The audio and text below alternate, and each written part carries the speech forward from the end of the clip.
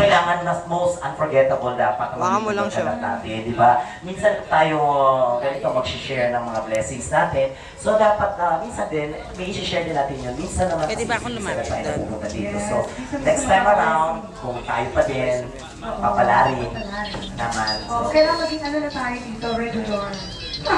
regular set na natin to every year. Ganon.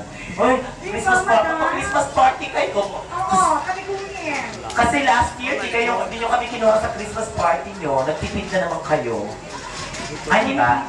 Di ba? Meron silang ano, local artist. Hawakan mo nga, nangangalay ako eh. Ganon. So, hindi pala kami local. Very local. Very. Ayan, ayan. Sige po. Nangangalay ako. Okay, sige, DJ. Ano bang pwede natin yan? Oh, request. Ano gusto nyo request? Come on, come on. Sige, Lumapit go. kaya ako. Gusto nyo po ni Kaya Chief muna, Velasquez? mahaba to eh. Ha?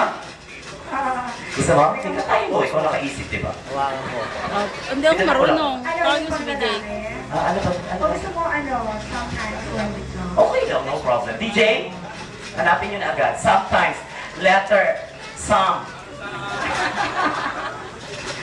Sabi ni DJ, meron ba nun? Kaya ba lagi yung panoorin si ano, bisitahin nyo naman sa Yes! Buwan. Abangan nyo po, Music Box sa Timog po. Music Box. Every Fridays and Sundays.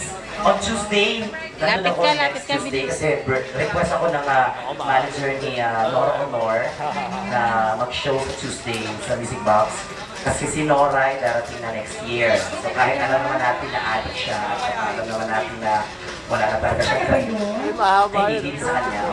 Like na siya pumunta doon. Sanday lang po. Then, excited. Post mo muna. Hoy, nagsasalita pa kami.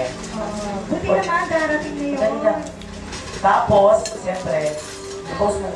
Cancel mo muna. Oo. Tapos, lahat yung number.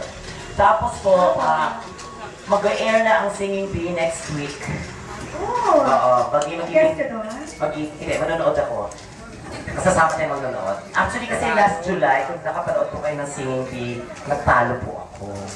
Sayang naman. Pero okay lang kasi may talent fee naman yun.